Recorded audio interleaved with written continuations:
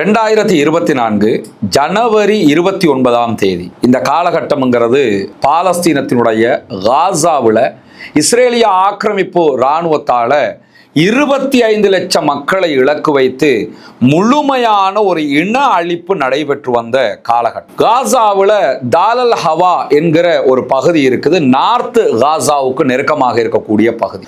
அந்த பகுதி மேல கடுமையான தாக்குதல்களை இஸ்ரேலிய ஆக்கிரமிப்பு படைகள் நடத்தி கொண்டிருக்கக்கூடிய நிலையில அங்கிருந்து உயிர் தப்பி ஒரு குடும்பத்தினர் தெற்கு காசா சவுத் காசாவை நோக்கி ஓடிக்கிட்டு இருக்கிறாங்க. அவங்களுடைய கார்ல வெஹிக்கிள்ல தான் போறாங்க. அதுக்குள்ள 2 குழந்தைகள் உட்பட ஒரு குடும்பமே இருக்கிறது. ஹிந்து ரஜப் என்கிற 8 வயது சிறுமியும் அவளுடைய சகோதரி சாரா என்கிற ஒரு குழந்தையும் அந்த குழந்தையினுடைய மாமனாரோடு இணைத்து ஒரு சிறிய குடும்பம் தான் அதிலே பயணிக்கிறது. இந்த குடும்பத்தை இலக்கு வைத்து இஸ்ரேலிய ஆக்கிரமிப்பு இராணுவத்தினுடைய மெர்காவா டேங்குகள் தாக்குதலை நடத்துகிறது. அந்த தாக்குதல்ல காருக்குள்ள இருந்த அத்தனை பேருமே மரணித்து விடுகிறார்கள். ஜெர்மன்ல இருந்து ஹிந்து ரஜப் ஃபேமிலியினுடைய சொந்தக்காரர் ஒருவர் பாலஸ்தீனத்தின் மேற்கு கரை வெஸ்ட் பேங்க்ல இருக்கக்கூடிய ரெட் கிரசன்ட் சொசைட்டிக்கு ஒரு கால் பண்றாரு. கால் பண்ணி என்ன சொல்றாருன்னா, எங்களுடைய குடும்பத்தை சேர்ந்த ஒரு சாரார் தாலல் ஹவாவுல இருந்து காசாவினுடைய தெற்கு பகுதிக்கு போகிற நேரத்தில் இஸ்ரேலிய படைகளால் தாக்குதலுக்கு உள்ளாகி கொண்டிருக்கிறார்கள். அவங்க குற்றுயிரும் கொலையுயிருமாக இருக்கிறாங்க. அவங்கள உடனே போய் காப்பாத்துங்க அப்படின்னு சொல்லி உதவி கேட்கிறாங்க. உடனே ரெட் கிரசன்ட் சொசைட்டியால அவங்கள தொடர்பு கொள்ள முயற்சி பண்றாங்க. ஒரு கடும் முயற்சிக்கு பிறகு தொடர்பும் கிடைத்து வருகிறது. பேசும்போது அங்க இருந்து ஒரு 8 வயது குழந்தை பேசுறா. உங்க பேர் என்னம்மான்னு கேட்கும்போது, நான் ஹிந்து ரஜப் என்கிற பெயரை அவள் உச்சரிக்கிறாள். நீங்க உங்க கூட யார் இருக்கிறான்னு கேட்கும்போது, என்னோட எல்லாருமே மௌத்தா போயிட்டாங்க, மரணிச்சிட்டாங்க, என்னுடைய சகோதரி சாரா இருக்கிறா அப்படின்னு சொல்றா. உடனே ரெட் கிரசன்ட் சொசைட்டி அவங்களை காப்பாற்றுறதுக்குரிய ஏற்பாடுகளை பண்றாங்க. இறுதி வரைக்கும் அவர்களால் காப்பாற்ற முடியாமல் போய்விட்டது. காப்பாற்றுவதற்காக பயணித்தவர்களும் கூட இஸ்ரேலிய ஆக்கிரமிப்பு இராணுவத்தால் கொல்லப்பட்டார். ஹிந்து ரஜப்பின் பெயரால் ஹிந்து ரஜப் ஃபவுண்டேஷன் என்ற ஒன்று தோற்றுவிக்கப்பட்டது. உலகம் முழுவதும் இஸ்ரேலிய ஆக்கிரமிப்பு இராணுவத்தை சேர்ந்தவர்கள் எந்த நாட்டுக்கு போனாலும் இந்த ஃபவுண்டேஷனால் அவங்களுக்கு எதிரான சட்ட நடவடிக்கைகள் எடுக்கப்படுகிறது. அவர்களை பின்தொடர்ந்து ஹிந்து ரஜப் ஃபவுண்டேஷனும் ஓடிக்கொண்டே இருக்கிறது. இந்த நிலையில தான் கடந்த ஆண்டு 2025 the voice of Hindu Rajab என்கிற பெயர்ல இந்த சம்பவம் அப்படியே திரைப்படமாக வெளியாகி இருக்கிறது. எல்லா நாடுகளிலும் கட்டம் கட்டமாக திரையிடப்படுகிற இந்த திரைப்படம் வெனிஸ் இன்டர்நேஷனல் பிலிம் ஃபெஸ்டிவல்ல திரையிடப்பட்டு அங்கிருந்த மிக பெரும் ஹாலிவுட் நடிகர் நடிகைகளை எல்லாம் கண்கலங்க வைத்து விட்டது. சர்வதேசத்தையே திரும்பி பார்க்கிற அளவுக்கு இந்த திரைப்படம் அந்த இடத்திலிருந்து தான் பார்வையை உலகத்திற்கு காட்ட ஆரம்பித்தது. அந்த திரைப்படம் தற்போது இலங்கையிலும் திரையிடப்பட்டிருக்கிறது. இந்த வீடியோ ஒரு சினிமா படத்திற்கான விளம்பரமாக பேசுகிற வீடியோ அல்ல. நடந்த ஒரு உண்மை சம்பவம். சினிமா என்கிற மாபெரும் ஆயுதத்தினூடாக உலகம் முழுவதும் கொண்டு செல்லப்படுகிறது. சினிமா என்பது ஒரு பாரிய ஆயுதம் என்பதை நாம் மறுக்கல. அந்த ஆயுதம் எப்படி பயன்படுத்தப்படுகிறது என்பதில் தான் நமக்கு எப்பொழுதுமே மாற்று கருத்து இருக்கிறது. ஒரு கத்தியை வைத்து ஒரு மனிதனை அழிக்கவும் முடியும், வீட்டிலே இருக்கக்கூடிய காய்கறிகளை வெட்டவும் முடியும் என்கிற நிலையில நாம் அதை எதற்கு பயன்படுத்துகிறோம் என்பதை பொறுத்து தான் கத்தி கூறிய ஆயுதமா இல்லையா என்கிற முடிவுக்கு வருகிறோம். அது மாதிரி சினிமா என்கிறது ஒரு மாபெரும் ஆயுதம். அது எந்த வகையில் பயன்படுத்தப்படுகிறது என்பதை வைத்து அது ஆபத்தான ஆயுதமா இல்லை தேவையான ஆயுதமா என்பது முடிவாகிறது. ஹிந்து ரஜபை பற்றிய the voice of Hindu Rajab திரைப்படத்தின் ஊடாக சினிமா என்பது மிகப்பெரிய தேவையான ஒரு ஆயுதம், தேவையான முறையில் பயன்படுத்தப்பட்டால் என்பது இன்றைக்கு உலகுக்கு காட்டப்பட்டிருக்கிறது. கொழும்புல மெஜஸ்டிக் சிட்டியில் இருக்கக்கூடிய ரீகல் சினிமாஸ்ல, அதே போன்று ரீகல் எங்கெல்லாம் இருக்குதோ அந்த இடங்கள்ல எல்லாம் வாய்ஸ் ஆஃப் ஹிந்து ரஜப் என்கிற இந்த திரைப்படம் திரையிடப்பட்டிருக்கிறது. இன்று முதல் அந்த திரைப்படத்தை பார்க்க முடியும் என்கிற அறிவிப்புகள் வெளியாகி இருக்கிறது. நேற்றைய தினம் எம்சியில முதன்மை காட்சி வெளியிடப்பட்ட நேரத்தில் இலங்கைக்கான பாலஸ்தீன தூதுவர் ஆலயம் மூலமாக கிடைத்த அனுமதியின் பேர்ல நானும் என்னுடைய நண்பர்களும் இந்த திரைப்படத்தை சென்று பார்க்கிற வாய்ப்பு கிடைத்தது. ஏற்கனவே ஹிந்து ரஜப்னா யாரு, அந்த குழந்தை எப்படி கொல்லப்பட்டது என்பது தொடர்பாக நம்முடைய காசா தொடர் வீடியோக்கள்ல பல விடுத்தங்கள் பேசியிருக்கிறோம். அந்த குழந்தைக்கான உரிமை குரலாக பல இடங்களில் குரல் எழுப்பி இருக்கிறோம். இதே நேரத்தில் தற்போது வெளியாகி இருக்கக்கூடிய இந்த திரைப்படம் ஹிந்து ரஜப் என்றால் யார் என்பதை தத்ரூபமாக காட்டுகிறது. இந்த திரைப்படத்தினுடைய இயக்குனர் ஒரு பெண்மணி, பென் ஹனியா என்கிற டியூனிசியாவை சேர்ந்தவர்கள். அவங்க ஆல்ரெடி 2-3 திரைப்படங்களை டைரக்ட் பண்ணி இருக்கிறாங்க, இயக்கி இருக்கிறாங்க, வெளியிட்டு இருக்கிறாங்க. இப்படியான சூழலில் தான் ஹிந்து ரஜபினுடைய வாய்ஸ் சர்வதேச அளவில் சமூக வலைதளங்கள்ல பேசப்படக்கூடிய ஒன்றாக மாறுகிறது. பென் ஹனியா அவர்களும் அந்த வாய்ஸை கேட்கிறாங்க. கேட்கும்போது அவங்களையும் மீறி கண்ணீர் வடிக்கிறாங்க, அவர்களையும் மீறி தழும்புகிறார்கள். இப்படி ஒரு சம்பவம் இந்த உலகத்திலே நாம் வாழுகிற காலத்திலேயே நடக்கிறது என்று தாங்க முடியாத ஒரு கஷ்டத்துக்கு உள்ளாகிறவங்க. இது வெறுமனே ஹிந்து ரஜப் என்கிற ஒரு சிறுமியினுடைய, ஒரு குழந்தையினுடைய குரல் மாத்திரமல்ல, இது பாலஸ்தீன மக்களுடைய 25 லட்சம் மக்களுடைய அவல குரல் என்பதை புரிந்து கொள்கிறார்கள். இந்த திரைப்படத்தை நீங்க ஏம்மா எடுத்தீங்க என்று பத்திரிகையாளர்கள் கேட்கிற போது அதற்கு அந்த பெண்மணி சொல்லி இருக்கக்கூடிய அந்த இயக்குனர் சொல்லுகிற பதிலே மிக முக்கியமானது. என்ன சொல்றாங்கன்னா, ஹிந்து ரஜபினுடைய வாய்ஸை நான் கேட்கும் போது ஒரு கட்டத்தில் என்ன நீங்க வந்து காப்பாற்ற கூடாதா என்று ஹிந்து ரஜப் ரெட் கிரசன்ட் சொசைட்டியை சேர்ந்த சகோதரி இடத்துல கேட்கும் போது அது என்னை நோக்கியே கேட்டதாக உணர்ந்தேன். எனவேதான் இது உலகத்திற்கே தெரிய வேண்டும் என்று நினைத்து இதை நான் எடுத்தேனுங்கிறாங்க. திரைப்படத்தை பார்க்கும்போது யாருமே கண்கலங்காமல் இருக்க முடியாது. பாலஸ்தீன அரபி மொழியில் எடுக்கப்பட்ட திரைப்படம், ஆங்கிலத்தில் சப்டைட்டில் போடப்படுகிறது. இந்த வீடியோவை நீங்க பார்த்ததுக்கு அப்புறம் அந்த திரைப்படத்தை பார்க்கும்போது அதனுடைய பின்னணி உங்களுக்கு தெரிஞ்சிடும். திரைப்படம் முழுவதுமாக எது நடந்ததோ அது அப்படியே எடுக்கப்பட்டிருக்கிறது. இன்னும் சொல்ல போனால் 83 நிமிடங்கள் ஓடக்கூடிய திரைப்படம். அதிலே ஹிந்து ரஜப் என்கிற 8 வயது குழந்தை பேசுகிற ஆடியோ ஒரு நடிகையை வைத்து, மிமிக்ரி ஆர்டிஸ்டை வைத்து கொண்டு வரப்பட்ட குரல் ஆடியோ கிடையாது. நேரடியாகவே ரெட் கிரசன்ட் சொசைட்டியால ரெக்கார்ட் பண்ணப்பட்ட ஆடியோ தான் அதிலே பயன்படுத்தப்பட்டிருக்கிறது.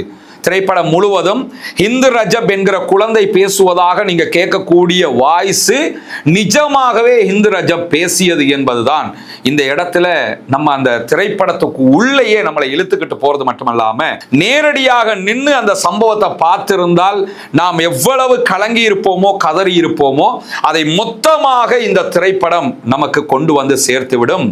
ஏன்னா இதை பார்க்கிறவங்க முஸ்லிம் நான் முஸ்லிம் என்கிற வித்தியாசமே இல்லாமல் கலங்கி விடுவார்கள், உடைந்து போய் விடுவார்கள், அமர்ந்த இடத்திலிருந்து எழும்புவதற்கு கஷ்டப்படுவார்கள். நாம் வாழுகிற இந்த காலகட்டத்திலும் இப்படி ஒரு கொடுமை நடந்ததா?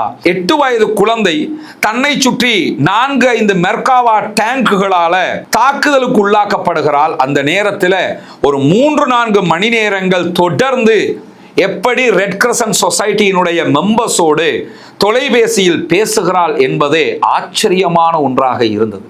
ஏன்னா ஒரு குழந்தை, அல்லாஹு தாலா அந்த பிள்ளைக்கு அந்த நேரத்தில் கொடுத்த டேலண்ட், அந்த பிள்ளை பேசுகிற பேச்சுக்கள், அதையும் தாண்டி அந்த பிள்ளைய ஒரு தாயுடைய இடத்துல நின்று, செம்பரை சங்கத்தை சேர்ந்த சகோதரிகள், சகோதரி ராணா, சகோதரி நிஸ்ரின், இவங்க எல்லோருமே ஒரு தாயிட இடத்துல நின்று, எம்புள்ள என்கிற இடத்துல நின்று அதை அணுகுகிற விதம். அதே மாதிரி உமர் என்கிற செம்பரை சங்கத்தினுடைய ஒரு முக்கியஸ்தர், அவரு தான் இந்த காலை அட்டன் பண்றாரு.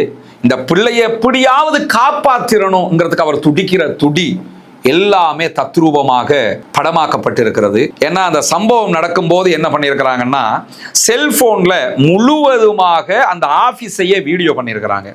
அந்த செல்போன் வீடியோக்களை அடிப்படையாக கொண்டுதான் நிஜமான திரைப்படமும் எடுக்கப்படுகிறது. இடையில அந்த செல்போன் காட்சியும் அவர்கள் அந்த இடத்துல எப்படி நடந்தாங்க என்பதும் தத்ரூபமாக ஒப்பிடப்படுகிறது. இதெல்லாம் பார்க்கும்போது இந்த உலகத்துல இஸ்ரேலிய ஆக்கிரமிப்பு படைகளால் எவ்வளவு அநியாயங்கள் நடந்திருக்கிறது. அதிலும் காசா என்கிற பாலஸ்தீன மக்களுக்கான பூமி அபகரிக்கப்பட்டு அந்த மக்களை எப்படியெல்லாம் அவர்கள் இந்த நவீன காலத்தில் அழித்திருக்கிறார்கள் என்பதற்கு ஒரு மிகப்பெரிய சான்றாக இந்த திரைப்படம் இன்றைக்கு தலை நிமிர்ந்து நிற்கிறது என்றால் அதில் எந்த விதமான அச்சமும் பயமும் அவநம்பிக்கையும் கிடையாது. நிச்சயமாக பாலஸ்தீன மக்களுக்குரிய உரிமை குரலாகவே இந்த திரைப்படம் மாறி நிற்கிறது. ஒரு கட்டத்தில் சகோதரி ராணா அவங்க அந்த குழந்தைய அமைதிப்படுத்துறதுக்கு ட்ரை பண்ணுறாங்க.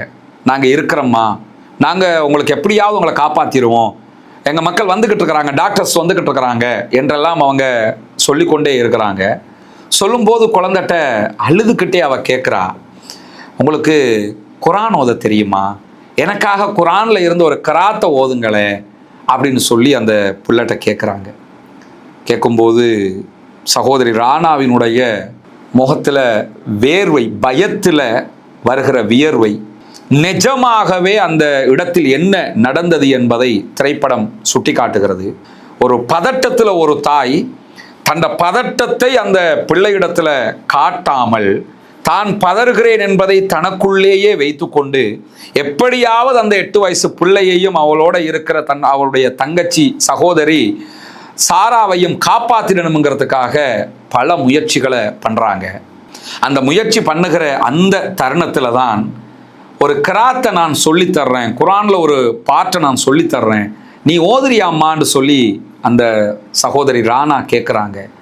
கேட்கும்போது ஆமாம் நான் ஓதுறேன் அப்படின்னு சொல்லி தன்னை சுற்றி மெர்காவா டேங்குகள் இருக்கிறது, தன்னை சுற்றி இஸ்ரேலிய ஆக்கிரமிப்பு படைகள் நிற்கின்றன, தன்னை கொல்வதற்கு வந்திருக்கிறார்கள், அருகிலே தன்னுடைய மாமியார் கொல்லப்பட்டிருக்கிறார்கள், அருகிலே தன்னுடைய மாமனார் கொல்லப்பட்டிருக்கிறார்கள், காரை ஓட்டி கொண்டு சென்றவர் கொல்லப்பட்டிருக்கிறார், சுற்றி ஜனாசாக்கள் இருக்கக்கூடிய நேரத்தில் ஒரு 8 வயது பிள்ளை எப்படி பேசுகிறாருங்கிறத கற்பனை கூட பண்ண முடியலைங்க.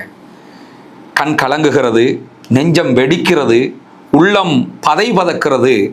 சகோதரி ராணா பிஸ்மில்லாஹிர் ரஹ்மானிர் ரஹீம் என்கிறார்கள். அங்கிருந்து ஹிந்து ரஜபும் பிஸ்மில்லாஹிர் ரஹ்மானிர் ரஹீம் அப்படிங்கிறார். அல்ஹம்துலில்லாஹி ரப்பில் ஆலமீன் அப்படிங்கிறாங்க. ஹிந்து ரஜபும் அல்ஹம்துலில்லாஹி ரப்பில் ஆலமீன் அப்படிங்கிறாங்க. அர் ரஹ்மானிர் ரஹீம் மாலிக் யௌமித்தீன் இய்யாக நஅபுது வ இய்யாக நஸ்தஈன் அப்படின்னு சொல்லி சூரா ஃபாத்திஹாவினுடைய ஒவ்வொரு வசனத்தையும் சகோதரி ராணா தாயுடைய இடத்துல இருந்து ஓதுறா. தன் தாயே தனக்கு குரானை ஓதி தருகிறாள் என்கிற நம்பிக்கையை போன்று ஹிந்து ரஜப் தொலைபேசி அழைப்பில் உட்கார்ந்துட்டு அப்படியே திரும்ப திரும்ப அவங்க அந்த குழந்தை ஓதுது. கேட்கும்போது திரையரங்கு முழுவதுமே அமைதி. அத்தனை பேருமே அடுத்து என்ன நடக்கும்னு பார்க்குற நிலைமை உண்டாகிறது. நம்ம வாழுகிற காலத்தில் இப்படி ஒரு அநியாயம் நடந்திருக்குதே, நம்மள எத்தனை பேருக்கு தெரியும்? எத்தனை பேர் அந்த மக்களுக்காக பிரார்த்தனை பண்ணினோம்? இன்னைக்கும் என்ன நடக்குது காசாவுலங்கிறது எத்தனை பேருக்கு புரிஞ்சிருக்குது? இந்த நிமிடம் வரைக்கும் நான் இந்த வீடியோவை பேசுகிற இன்றைய நாள்லையும் 3 அப்பாவிகள் கொல்லப்பட்டிருக்கிறாங்க. தொழுகையில் நிறைய பிரார்த்தனை பண்ணுறோம், நிறைய தேவைகளை அல்லாஹ்விடத்தில் கேட்குறோம். எல்லா நாளும் ஒவ்வொரு பிரார்த்தனையிலையும் ஒரே ஒரு தடவையாவது யா அல்லாஹ் பாலஸ்தீனில் இருக்கக்கூடிய எங்கள் உறவுகளை, எங்கள் சொந்தங்களை, எங்களுடைய மக்களை காப்பாத்திரி இறைவா என்கிற ஒரு வார்த்தையை சொல்ல தவறிடாதீங்க. இதை பார்க்கும்போது தாங்க முடியாத இழப்பும் கவலையும் உங்களை வாட்டி வதைக்கும். பெரும்பாலும் இந்த திரைப்படத்தை பார்த்ததற்கு பிறகு ஓரிரு நாட்கள் உங்களால் தூங்குவதற்கு கஷ்டப்படுவீங்க. மனது அதை ஏற்றுக்கொள்ள மறுக்கும், ஜீரணிக்க கஷ்டமாக இருக்கும். ஆனாலும் நடந்த கொடுமையை நாம் பார்த்துத்தான் ஆக வேண்டும். திரைப்படம் என்கிற வார்த்தையை நான் பயன்படுத்துறதுனால இது சினிமான்னு நம்பிடாதீங்க. இது சினிமா கிடையாது. நிஜமாக நடந்ததை நடந்ததாகவே திரையில் காட்சிப்படுத்தி இருக்கிறார் பென் ஹனியா என்கிற சகோதரி, டைரக்டர் அவங்க. அதையும் தாண்டி அது ஏன் அரபியில் இருக்குது என்கிற ஒரு கேள்வி வரும். சப்டைட்டில் தான் ஆங்கிலத்தில் வருது, அரபில் ஏன் இருக்குது என்கிற கேள்வி வரும். அது அரபியிலேயே உலகம் முழுவதும் போடப்பட்டு ஆங்கிலத்தில் சப்டைட்டில் போடுவதற்கான காரணமே என்னன்னா, நிஜமாகவே என்ன நடந்தது என்பதை உங்களுக்கு புரிய வைக்க வேண்டுமென்றால் அதில் எங்கேயுமே வாய்ஸ் ரெக்கார்டிங்காக இருக்கக்கூடாது. எது நிஜமோ அதுவாக இருக்க வேண்டும். ஒரு கட்டத்தில் சகோதரி ராணா கீழே மயங்கி விழுந்துடுறாங்க. ஒவ்வொன்றையுமே அவங்க இமேஜின் பண்ணிக்கிட்டே இருக்கிறாங்க. ரெட் கிரசன்ட் சொசைட்டியினுடைய சீஃப் ரெட் கலர் டிஷர்ட்டை போட்டு அவங்க தான் அந்த இடத்துல இருப்பார். உண்மையிலே அந்த நிகழ்வை பார்க்கும்போது நான் ஆச்சரியப்பட்ட ஒரு விஷயம் என்னன்னா, ஒரு நிறுவனத்தினுடைய, அதுவும் மக்களுக்காக பணியாற்றுகிற ரெட் கிரசன்ட் சொசைட்டி மாதிரியான ஒரு நிறுவனத்தினுடைய ஒரு சீஃப் எவ்வளவு பொறுமையானவராக இருக்க வேண்டும், தன்னோடு இருக்கிறவங்களை எவ்வளவு பொறுமையாக அவர் வழிநடத்த வேண்டும் என்கிறதுக்கு அவர் ஒரு மிக முக்கியமான சான்றுங்க. ஏன்னா அந்த இடத்துல ரொம்ப உணர்ச்சி வசப்படுறாரு உமர். அவர் அடிக்கடி உணர்ச்சி வசப்பட்டுறாரு. அவர உணர்ச்சி வசத்துக்கான காரணமே என்னன்னா, இந்த ஹிந்து ரஜபை காப்பாத்திரணுங்கிறது. ஃபோன் கட் ஆகாம மெயின்டைன் பண்ணிக்கிட்டே இருக்கிறாங்க. எப்படியாவது காசாவுக்குள்ள இருக்கிற டாக்டர்ஸ் மாற பேசுங்க, அவங்களை அந்த இடத்துக்கு அனுப்புங்க அப்படின்னு சொல்லி வலியுறுத்திக்கிட்டே இருக்கிறாரு. வலியுறுத்தும் போது சீஃபாக இருக்கிறவரு, எனக்கு கிரீன் சிக்னல் கிடைக்கிற வரைக்கும் நான் ட்ரை பண்ணுவேன் சொல்லி ட்ரை பண்றாரு. 2 பேரும் சண்டை போட்டுக்கிறாங்க, மொபைலை போட்டு கீழே உடைச்சுக்கிறாங்க, இருக்கிற பொருட்களை எல்லாம் கீழே போட்டு உடைச்சுக்கிறாங்க. அவ்வளவு ஒரு டென்ஷனான சிச்சுவேஷன். ஒரு கட்டத்தில் திடீர்னு டாய்லெட்டுக்குள்ள போய் கதவை மூடி, நான் எனக்கு காசாவில் இருக்கக்கூடிய ரெட் கிரசன்ட் சொசைட்டி ஹிந்து ரஜபை போய் காப்பாத்துறோம் அப்படின்னு சொல்லி கிரீன் சிக்னல் தந்தா மட்டும்தான் வெளியே வருவேன் அப்படின்னு சொல்லி உள்ள போயிடுறாரு. என்னடா ரூம் கதவை போய் அடைக்கிறாரே என்று நம்ம எல்லாம் பார்க்கும்போது அது டாய்லெட்டு. அப்படியே டாய்லெட் கொமடுக்கு பக்கத்தில் கீழே உட்கார்றாரு. உட்கார்ந்துட்டு அவரோட சண்டை பிடிச்ச உமர் வெளியில் வந்து கதவை தட்டுறாரு. கதவை திறங்க. ஒரு உணர்வு, அவங்கள காப்பாற்றணும், அதுக்காக சண்டை பிடிக்கிறோம். இது நம்முடைய நிஜமான சண்டை இல்லை, 2 பேருடைய போராட்டமும் அந்த பிள்ளைகளை காப்பாற்றணும் தான் என்பதுதான்ங்கிறத அந்த ஒரு நிமிடம் அழகாக நமக்கு உணர்த்துது. வெளியில நின்று கதவை தட்டுறாரு. கதவை தட்டி வெளியே வான்னு கூப்பிடுறாரு. சீஃப் வெளியே வரமாட்டேங்கிறார். எனக்கு கிரீன் சிக்னல், அதாவது காசாவில் இருக்கிறவங்க நாங்கள் போய் காப்பாற்றுறோம்னு சொன்னா தான் வருவேன்னு அவர் உள்ள இப்படியே ஒட்டஞ்சு போய் உட்கார்ந்துருக்கிறாரு டாய்லெட்டுக்குள்ள கீழே கொமடுக்கு பக்கத்தில். வெளியில இருந்து உமர் கேட்கிறார், அப்போ என் செல்போனை தாங்கன்னும் போது செல்போனை கையில் எடுத்துட்டு டென்ஷன்ல செல்போனை அவர் யூஸ் பண்ணி கொண்டிருக்கிறாரு. உள்ள இருக்கிறவரும் செல்போனை யூஸ் பண்றாரு. திடீரென ஒரு சப்தம், சகோதரி நிஸ்ரின் கத்ரா, கிரீன் சிக்னல் கிடைச்சிருச்சு, அவங்க போறேன்னு சொல்லிட்டாங்கன்னதோட ஓடி எல்லோரும் வர்றாங்க. ஒருத்தர் கட்டி அணைச்சுக்கிறாங்க. கட்டி அணைச்சிட்டு உடனே இஸ்ரேலிய ஆக்கிரமிப்பு இராணுவத்திட்ட இருந்து லொகேஷனை எடுத்து என்ன பண்றாங்கன்னா, அதாவது போவதற்குரிய அனுமதியை வாங்கிட்டோம், நீங்க போங்க அப்படின்னும் போது அங்கிருந்து திரும்ப கேட்கிறாங்க, ஆர்மி சொல்லிட்டாங்களா, இஸ்ரேலிய ஆக்கிரமிப்பு படைகள் சேஃப்டியா போக முடியும்னு சொல்லிட்டாங்களான்னு போது ஆமா போக முடியும்னு சொல்லிட்டாங்க சொன்னதோட காசாவில் இருக்கக்கூடிய காப்பாற்றுகிற சகோதரர்கள் உயிரை பணயம் வச்சு ஹிந்து ரஜபை காப்பாற்ற போறாங்க. அப்போ ஒரு செய்தி எனக்கு ஞாபகத்துக்கு வந்தது. இலங்கையில தித்துவா நேரத்தில் தித்துவாவில் பாதிக்கப்பட்ட சகோதரிகளை எப்படியாவது காப்பாற்றணும்னு சொல்லி தண்ணிக்குள்ள இரவு பகலாக போட்ல நம்ம மக்களை காப்பாத்தினோம், நம்ம தியாகம் பண்ணினோம், நம்ம மக்களை காப்பாத்தினோம் அப்படின்னு சொல்லி ஒரு பெரிய திருப்தி என்னைக்குமே நமக்கு இருக்குது. ஆனா இந்த சம்பவத்தை பார்க்கல நம்ம தியாகமே இல்லை மக்களே. நம்ம தியாகம் பண்ணவே இல்லை. நம்ம எந்த ஒரு தியாகமும் பண்ணலை. அவங்க தான் தியாகம் பண்றாங்க. நம்ம தியாகத்தை அவங்களுடைய தியாகத்தோட பக்கத்துல கூட வைக்க முடியலை.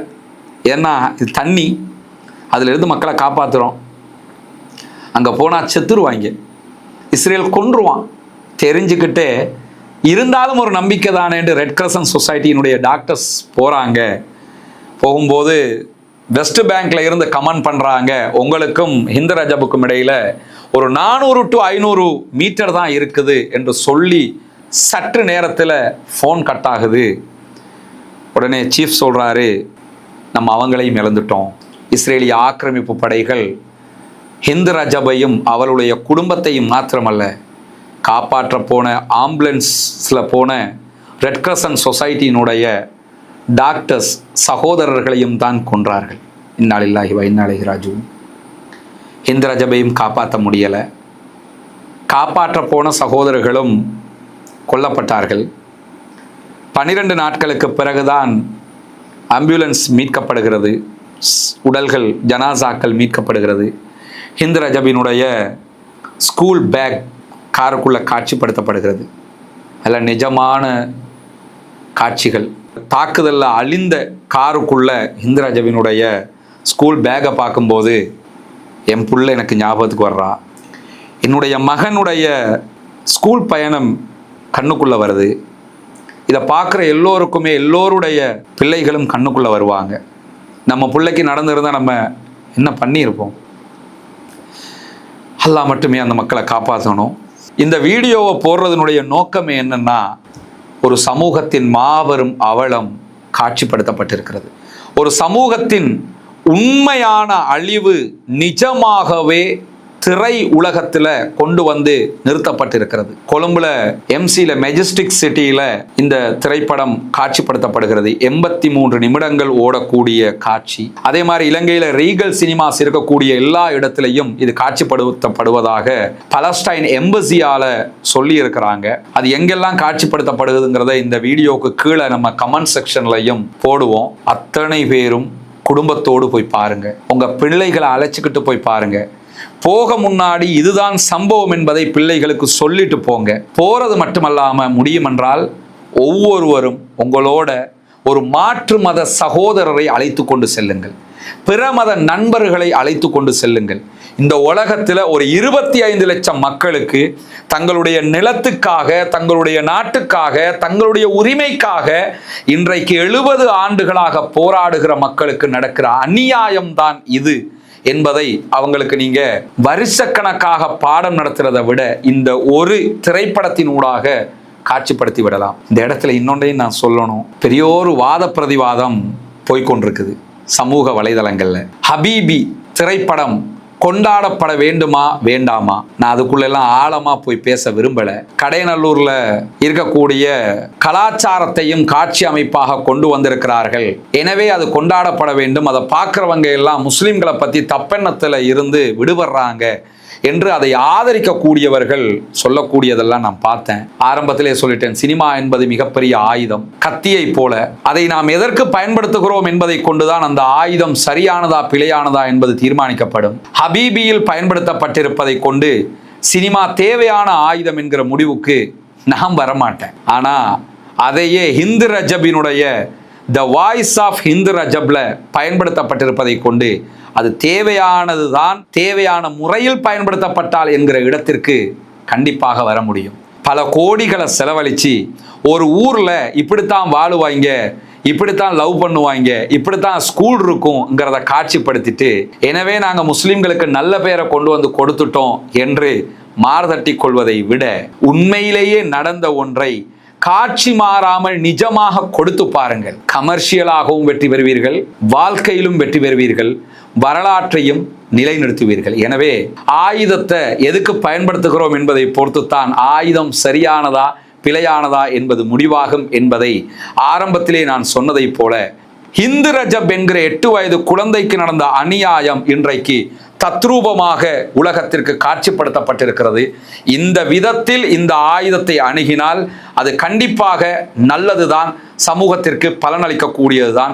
இப்படி சொல்லப்பட வேண்டிய அநியாயங்களும் அவலங்களும் சொல்லப்பட வேண்டிய வரலாறுகளும் லட்சோப லட்சம் நமக்கு முன்னால் இருக்கிறது. எனவே ஹபீபிங்கிற பேர்ல எதையெல்லாம் கொண்டு வந்து கொற்றாய்களோ அதையெல்லாம் கொண்டாடுறதை விட்டுவிட்டு முடியும்னா தமிழகத்தில் இருக்கக்கூடிய இஸ்லாமிய அமைப்புகள், அரசியல் தலைவர்கள், ஆன்மீக இயக்கங்கள் இந்த Hindu ரஜபினுடைய the voice of Hindu Rajab என்கிற இந்த திரைப்படத்தை அங்கிருக்கக்கூடிய மக்களுக்கு கொண்டு போய் சேர்ப்பதற்கு முயற்சி செய்யுங்கள். பாலஸ்தீன தனிநாடு கோரிக்கைக்கு நம்மால முடிஞ்ச ஒரு பங்களிப்பை செய்ததும் இப்படியான அவலங்கள் அங்கு நடக்கிறது என்பதை அனைத்து மக்களுக்கு கொண்டு போய் சேர்க்கிறோம் என்கிற நன்மையை பெற்றுக்கொண்டதாகவும் அமையும் என்பதையும் இந்த இடத்துல நான் சொல்லிக் கொள்ளுகிற அதே நேரத்தில் நீங்க ஹபீபி படத்தை பார்த்துட்டு வந்து அதனுடைய கருத்தை சொல்லலாம் தானே என்று யாராவது கமெண்ட் அடிக்க நினைச்சீங்கன்னா தயவு செய்து கமெண்ட் அடிக்காதீங்க. அது என்ன ஏதுங்கிறது இன்றைக்கு எல்லோருக்குமே தெரிந்திருக்கிறது. அது ஒன்றும் ஹிந்து ரஜபினுடைய அநியாயத்தை கதையாக்கிய ஒரு திரைப்படம் அல்ல. அது எப்படிப்பட்டது என்பது உலகத்துக்கே இப்ப தெரிஞ்சிருக்கிறது. எனவே அதற்கு இஸ்லாமிய சாயம் பூசி அதை மெருகேற்றி அழகாக காட்டுவதற்கு நான் வரவில்லை. அதை பற்றிய தேவையும் எனக்கு இல்லை. ஹிந்து ரஜப் என்கிற ஒரு 8 வயது பிள்ளைக்கு பாலஸ்தீனத்தில் நடந்த அநியாயம் இன்றைக்கு வெளிப்படுத்தப்பட்டிருக்கிறது. நிஜமாகவே கதையாக்கப்பட்டிருக்கிறது.